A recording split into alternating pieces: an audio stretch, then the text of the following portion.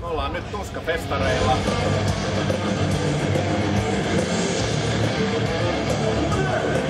Promotaan meidän mahtavaa mobiiliapplikaatiota, joka me ollaan tehty.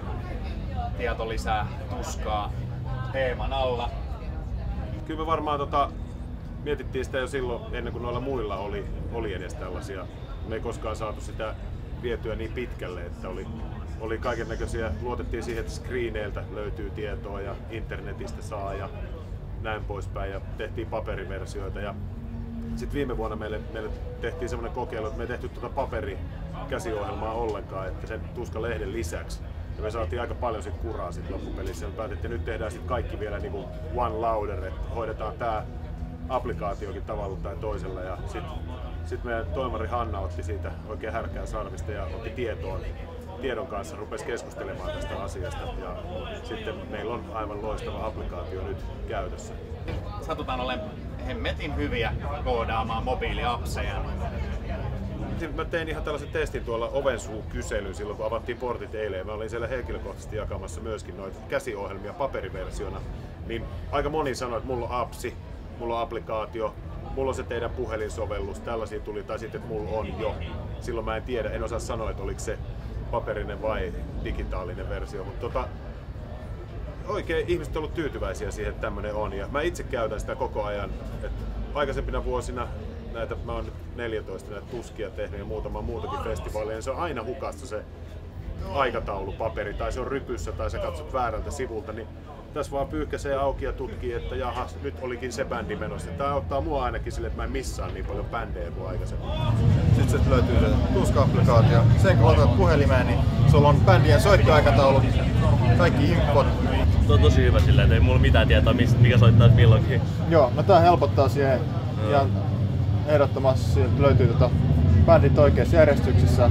Ja sitten tosiaan kun se alkaa soittamaan, niin se alkaa hälyttää vartti ennen soittoaikataulun mukaista aloittamista.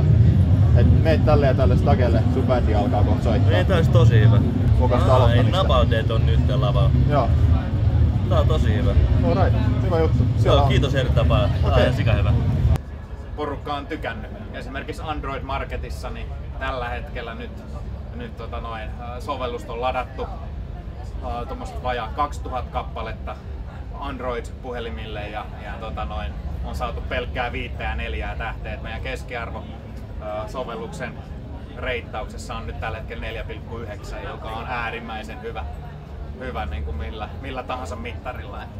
Et ilmeisesti ollaan onnistuttu tekemään jotain semmoista, mistä niin kuin loppukäyttäjät tykkää. I'm waiting for my first update because I've heard that it's going to tell me when my next band is playing. Yes. The map is handy. I mean, it's somewhat basic, but still it does the job. Mutta tää on kyllä oikein kätevää. Ei tarvista aina, kun on hirveä homma siinä, että pitäisi etsiä se paperinen tai muista tulostaa se. Kyllä. Niin nyt ei tarvitse ei tarvitse olla mitään fyysistä. Silleen, että sama kuin puhelin mukana, niin kyllä. On sitten kaikki. Juuri näin. On hyvä. Loistavaa kuulla. Toivottavasti tulee ensi vuonnakin. Mobiilisovellukset tehtiin käytännössä kaikille puhelinalustoille. Me ollaan saatu meidän standille kilpailijoita, asiakkaita, potentiaalisia uusia työntekijöitä. Mä konkreettisesti näin, että joku puhelimesta lähetti CV meidän avoimeen työpaikkaan Tampereella. Me ollaan saatu 6 työntekijää. Mä sanoisin, että nyt yrityksen maineen ja brändin rakentaminen, siitä voi vetää suoran analogiaan nyt kun festareilla ollaan niin kuin bändin maineen rakentamiseen. Sun pitää jalkautua yleisön sekaan. Jos et sä tee keikkaa, niin ei kukaan tunne sua. Tekijöille nimenomaan erittäin paljon kiitos kaikille ja nähdään tuolla VIP-baarissa.